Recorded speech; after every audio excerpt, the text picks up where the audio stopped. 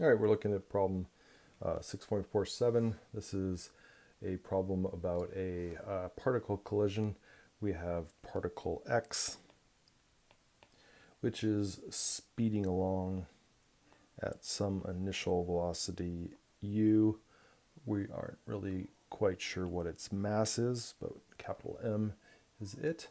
And we've got another particle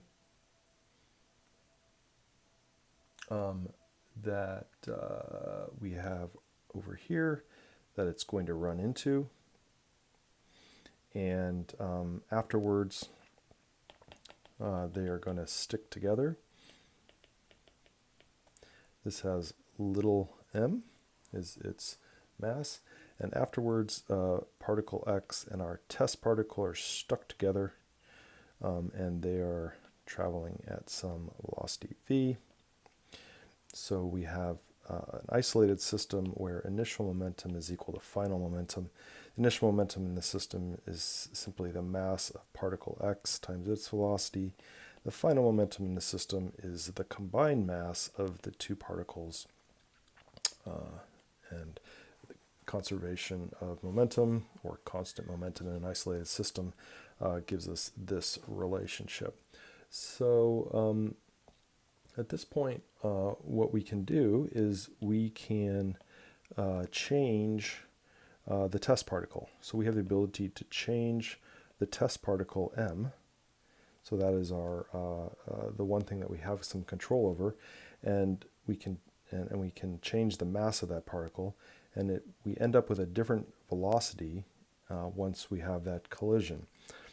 So we can vary it, and the problem gives us 5 different test particles that range from a value of 2 to a value of 10, and a measured speed at the end that the particles are moving at.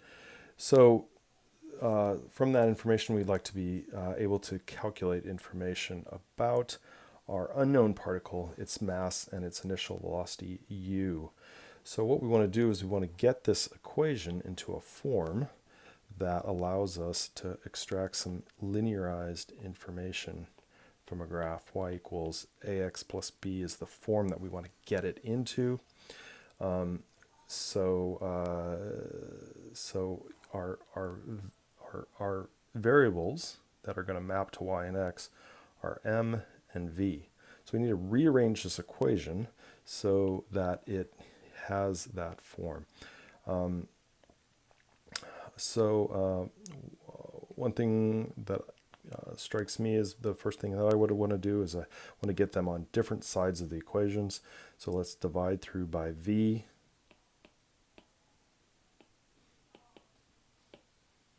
So now at least I have them on opposite sides of the equation, and then I can rearrange it. Let me move it to the other side. So I'm going to move m over here just so it gets to be in the right form, and then move the big M to the other side. So now if you look, it has the right form. Y equals ax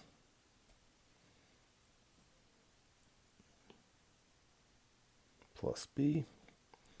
And I probably should have wrote that the other way, but there you go. Y equals ax plus b, there's my form. So now I would want to create a graph.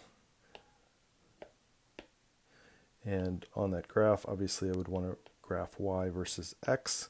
So my y variable is my m. I have 5 data points for that. My x variable is 1 over v. I have 5 data points for that. The theory of conservation of momentum says if I graph those 5 data points, I should see a linear function. The data should line up in a straight line. And then if I fit a line through that, I'll get an equation, a y equals ax plus b And now my A, the slope of the line, that falls out of that, the best fit equation, the best fit line, the slope of that, that has meaning. And the intercept here, the B value, that has meaning as well. And the physical meaning comes from those values. And from there, once I know what the values of the best fit straight line are, using linear regression, I can extract my information about the mass of particle x and its initial velocity u.